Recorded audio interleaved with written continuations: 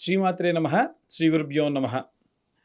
కుజుడు తన యొక్క స్వక్షేత్రమైనటువంటి వృశ్చిక రాశిలోకి ప్రవేశించిన కారణం చేత వాటిని ఆ యొక్క రోజులను ఆ యొక్క పరిస్థితిని రుచక యోగము అంటారు.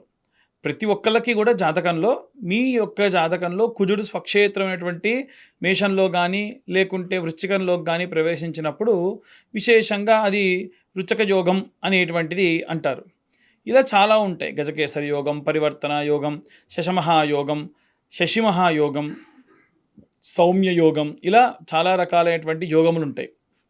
అయితే ఈ రుచక యోగం ఉన్న సమయం నందు సాధారణంగా బయట అందరూ కూడా ఏం చెప్తున్నారంటే, ఈ జాతకం వారికి అద్భుతంగా ఉంటుంది, ఇక వీరికి ఎదురే లేదు, వీరు పట్టిందల్లా బంగారం, ఇక వీరు వెనక్కి తిరిగి చూసుకునే పని లేదు, ఇలా ఎన్నో రకాలైనటువంటి చెబుతూ ఉంటారు.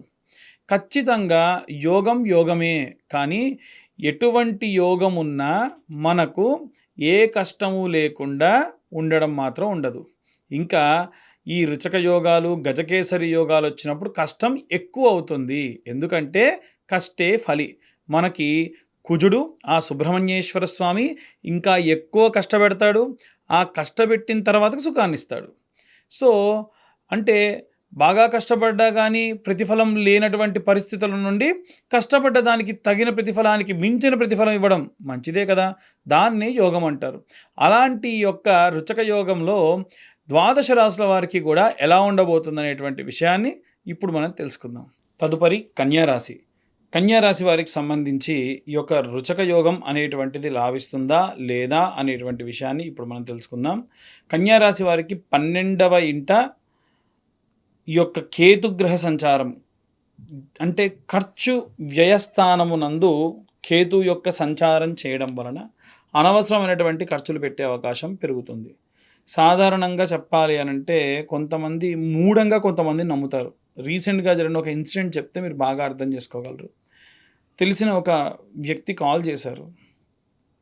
పంతులు గారు, ఒక అతను మా భూమిలో బంగారం ఉందని చెప్పాడు, అతనికి నేను 50,000 వేసా, తర్వాత 30,000 వేసా, తర్వాత మళ్ళీ 50,000 వేసా, 1,80,000 వేసా, కానీ తర్వాత నాకు అర్థమైంది అది పెద్ద స్కామ్ అని అన్నాడు. ఎక్కడో ఉన్న వ్యక్తికి ఇతను రోజు దున్నేటువంటి భూమిలో బంగారం ఉందని ఎలా తెలుస్తుంది? కాబట్టి తెలిసి తెలవక పాపం దగ్గర 1,80,000 రూపాయల దాకా పోగొట్టుకున్నారు. కాబట్టి ఇలా 12వ స్థానంలో పాపగ్రహ సంచారం చేసినప్పుడు ఈ విధంగానే జరుగుతాయి.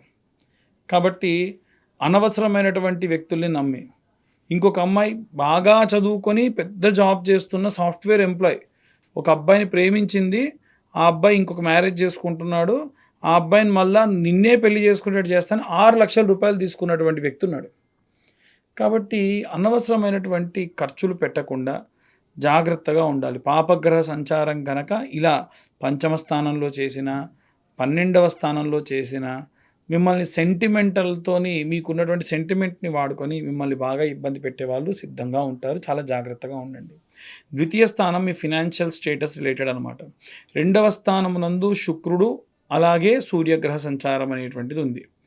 సూర్యగ్రహ సంచారం ద్వితీయ స్థానంలో ఉంటే మీ ఫైనాన్షియల్ స్టేటస్ విషయంలో, ఫర్ ఎగ్జాంపుల్ చెప్పాలంటే ఇంట్లో ఉన్న వ్యక్తులు మిమ్మల్ని కేర్ చేయరు, బయటికి వెళ్తే మీకు విపరీతమైనటువంటి గౌరవములు కలగవచ్చు.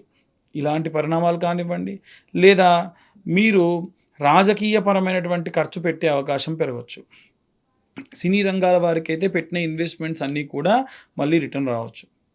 తృతీయ స్థానంలో ఈ యొక్క రుచక యోగం అనేటువంటిది ఉంది కాబట్టి ఈ యొక్క బుధుడు రాశ్యాధిపతిగా ఉన్నటువంటి కన్యారాశి వారికి తృతీయ స్థానంలో ఉన్నటువంటి కుజుడు అలాగే బుధుడు తన స్వక్షేత్రం నుంచి 3వ స్థానంలో ఉన్నాడు కాబట్టి ఖచ్చితంగా లాభిస్తాడు. అలాగే ఈ యొక్క బుధుడు విశేషమైనటువంటి కమ్యూనికేషన్ స్కిల్స్కి కారకుడు కాబట్టి బుద్ధి మాధ్యం రాకుండా ఉన్నతమైనటువంటి వ్యాపారం కూడా ఇచ్చేటువంటి వాడు. కాబట్టి ఈ యొక్క 4వ స్థానమునందు అలాగే 5వ స్థానంలో 6వ స్థానంలో చూసుకుంటే 6వ స్థానంలో రాహుగ్రహ సంచారం, అలాగే 7వ స్థానం నందు శనిగ్రహ సంచారం ఏర్పడుతుంది. 6th హౌస్లో ఉన్నటువంటి ఈ యొక్క రాహువు ఎప్పుడూ కూడా ఏంటంటే ఇండిసిప్లైన్డ్గా టైంకి వెళ్ళకపోవడం, టైంకి ఏ పనులు కాకపోవడం జరగవచ్చు.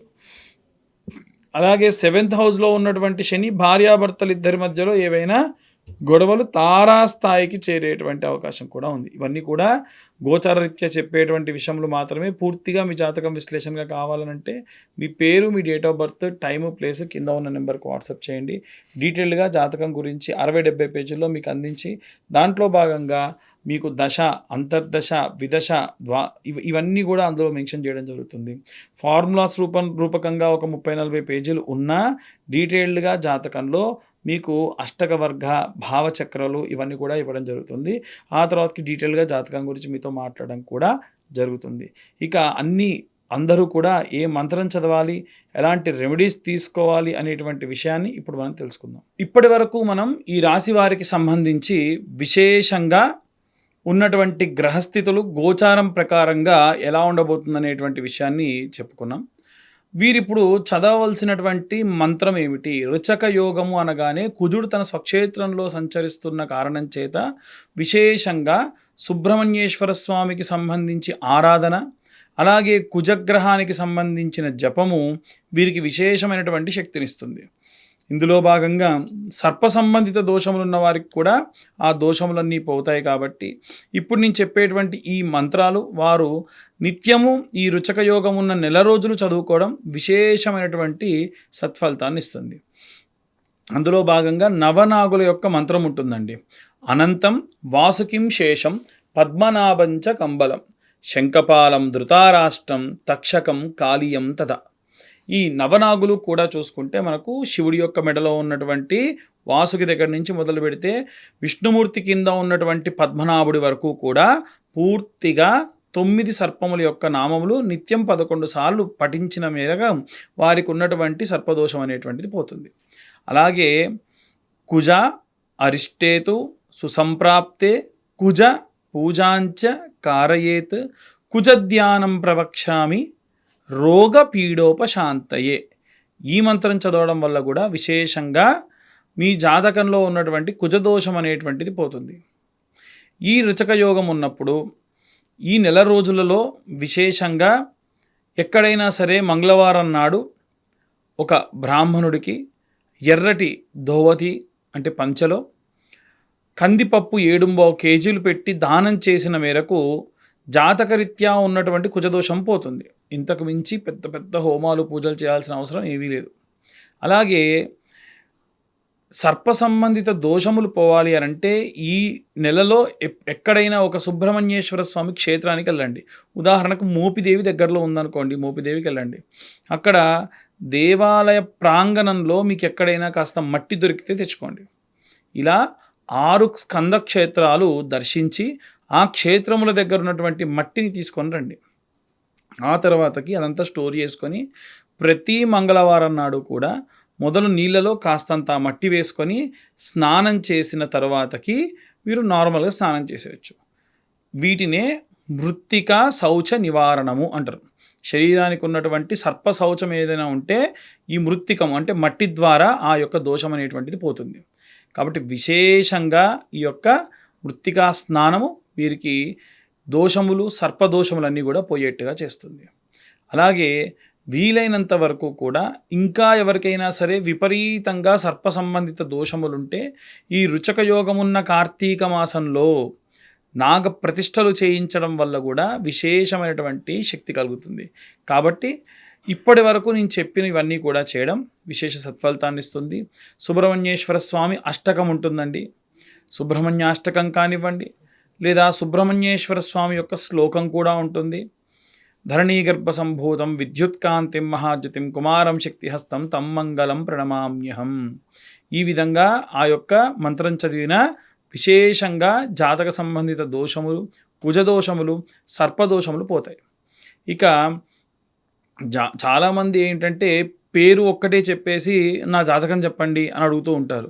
ఎప్పుడైనా జాతకం కావాలి అంటే మీ పేరు, మీ date of birth, time, place కింద ఉన్న నెంబర్కి వాట్సాప్ చేయండి. డీటెయిల్డ్గా జాతకం మీకు అందించడం జరుగుతుంది.